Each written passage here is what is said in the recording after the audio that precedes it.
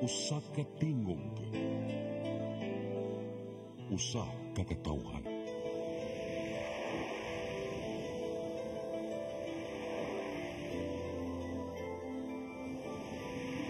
Cebu Catholic Television Network.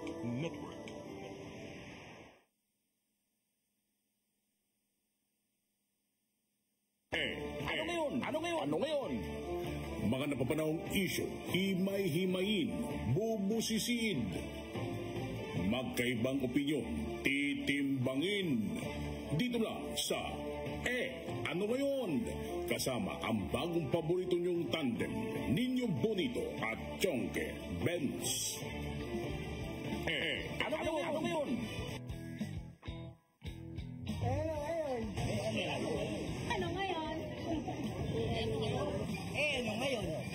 Ano ngayon? Ano ngayon? The first oil spill in Bataan was followed by another oil spill on Wednesday. After a marine vessel ran aground the shallow waters off the coast of Mariveles, Bataan. MV Merola 1 was found almost tilted to its side.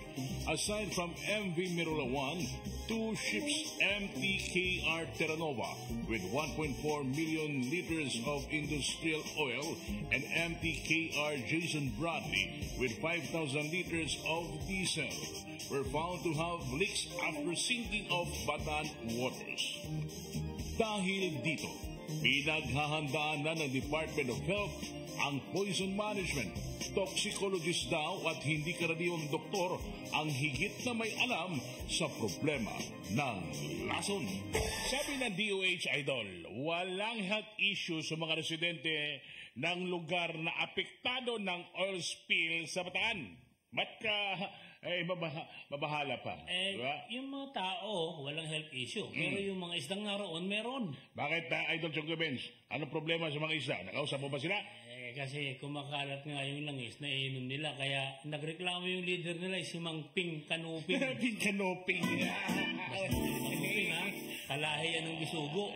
Anong sabi ni Mang Ping? Anong sabi ni Mang Ping? Sabi niya, bakit niyo pinapalitan ng krudo ang omega-3 sa aming katawan? Agoy, kawawang mga isda. Nalalason si Mang Ping Kanuping. May reklamo pa si Mang Ping. Anong sabi ni Mang Ping? Sabi niya. Dapat sa mga responsable sa oil spill, edextros ng krudo. Grabe, yung mayayaman negosyante Idol na responsable sa tatlong oil spills niyan. Tatlo as in 3. Hindi damay sa posibleng poisoning. Pero ang mga kababayan nating kumakain ng isda, baka malagot. Alam mo, Idol, hindi lang kumakain ng isda. Meron tayong mga kababayan na umiinom ng tinatawag nating herbal fish oil. Langis na kinalat nyo. Bumabalik sa sikmura ng kababayan nyo. Sa mga kababayan nating nakaranas ng food poisoning, makinig kayo. Tumawag po agad sa DOH hotline number 1555. Again, 1555. Madaling ka na. Madaling ka na. Yung sardinas. 1555. Meron na naman sinasabi si Mang Ping. Anong sabi ni Mang Ping Kanuping? Dapat sa mga babaya, isiksik sa lata at sa hugan ng sarsa. Hindi po kami amoy sabi niyan. Yang isdang si Mang Ping Kanuping. Agoy. Idol. Ibang issue naman tayo, Idol. The Sandigan Bayan has convicted the former officer of the Department of Environmental and Natural Resources in Olongapo City for demanding 15,000 pesos for a service that is free of charge. Justino Cabungcal, ex-DENR Community Environment and Natural Resources Office Chief Surveyor, was found guilty of indirect bribery and is sentenced to up to 4 years and 9 months in prison. He is disqualified from holding public office in his retirement, or gratuity benefits are likewise forfeited.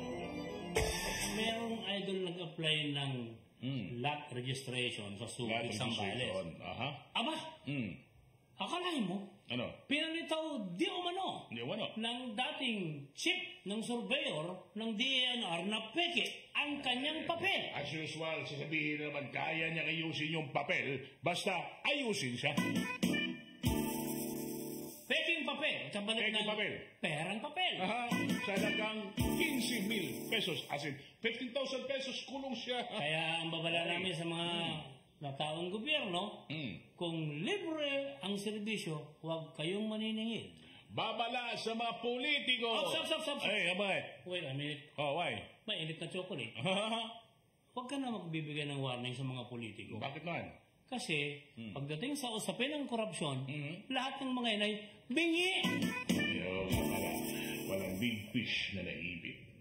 Pero ito, idol, parang kung sakasakali, isang big fish ang mapipiit.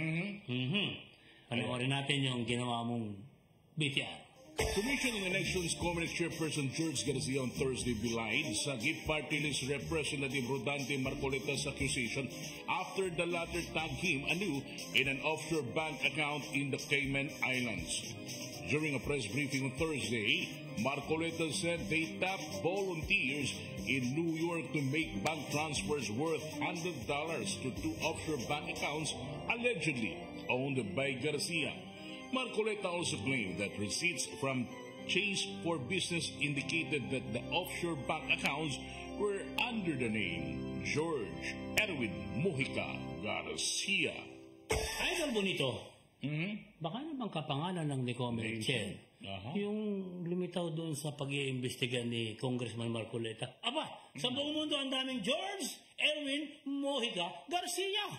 Yung talagang pangalan niya, may kapangalan? Ganun. Ay, ganun. Sabi ni Garcia, bagong akusasyon na naman ito. Kahit bago, pag may usok, may sunog.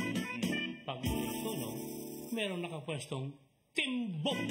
Ang Cayman Island Idol ay kilala sa money laundering activities. Doon naglalaban ng pera ang mga kawatan. Kasi mahigpit ang bank secrecy law doon. Hindi mo alam kung sino nagde-deposit at sino nagwi-withdraw. Therefore, I conclude, if you don't want to be suspected in money laundering o maglalaban ng pera, avoid Cayman Island. In other words, Chairman Garcia, kung ayaw niyo pong maulingan, lumayo-layo kayo sa kalan. Kung malapit ka sa kanan, may uusok dyan at magkakasunog. Malamang, maaamoy yan ni Congressman Marcoleta. Hindi baling mawala ako sa pwesto. Huwag nang masira ang pangalan ng Comelec. Wow, hero. Sabi Palakpan ni natin. Chairman Garcia. Palakpan natin, hero. Di ba Hero. paano masisira? Hindi masisira yan. Sira Bakit? nga. Ganun. Oh. Ang amoy ng panis, hindi mo na malalaman kung panis dahil dati nang Panis. umaalingasaw. Ano yun? Finance Secretary Ralph Recno told the Senate panel last July 30 that the transfer of around 90 billion pesos excess funds from the Philippine Health Insurance Corporation, o PhilHealth, to the National Treasury is authorized under the General Appropriations Act o GAA of 2024. Recto emphasized that the DOF is merely implementing what the law empowers them to do. Hindi ito illegal! Ay! Sabi ng asawa na TV. Yan ang interpretasyon mo. Pero ano ang totoo? Easy ka lang, idol. Ang sabi pa ni Senator Rapp, ito ay naaayon sa batas na Republic Act 11975 o General Appropriations Act of 2024. Tumatalima lang kami kung ano ang sinabatas ninyo. Kita mo? Sinisipa yung mga mambabatas. Kaya kinita ni PhilHealth yan ng 19 million noong panahon pa ni Mamporo de Isabel. Ang kapital niyang pera na yan ay galing sa atin, galing sa mga membro. Ano ngayon? Dapat members din na makinabang, huwag ibalik sa treasury. Paano si Isina? Sino naman si Isida? Sina Sir at Ma'am. Ano ngayon?